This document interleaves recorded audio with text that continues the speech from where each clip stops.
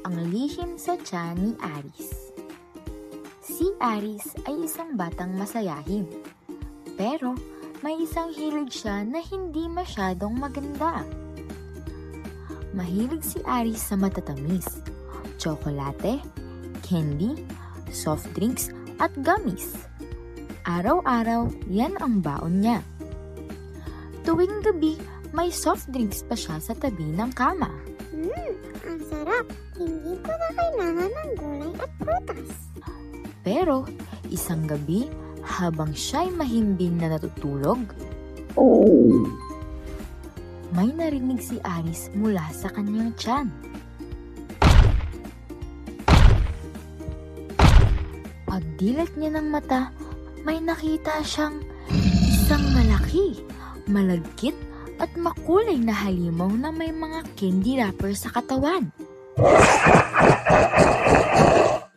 Ako siguro Gutumon, ang halimaw mo sa tiyan. Dahil sa kinakain mo, nakatira na ako sa tiyan mo.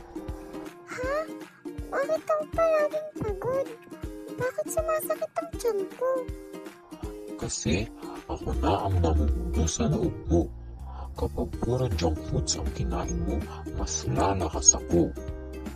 Kinabukasan, nagsumbong si Aris kay nanay. Nanay, may halimaw po sa tiyan ko. Anak, oras na para palayasin ang halimaw na yan. Kumain ka ng masustansya. Halika, subukan natin. Binigyan siya ni nanay ng tinapay, itlog, saging at malamig na tubig. Noong una, hindi sanay si Aris. Pero araw-araw, sinusubukan niya.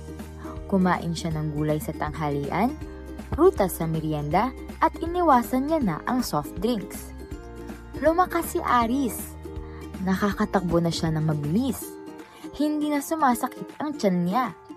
Isang gabi, bumalik si Gutumon. Pero ngayon, lumiit na siya. Hindi! Bakit masustansya na ang kinakain mo? Lumiliit ako!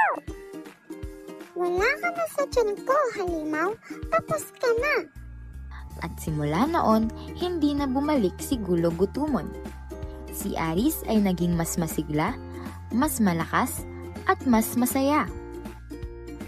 Kaya mga bata, tandaan niyo sana, ang masustansyang pagkain ang tunay na bida.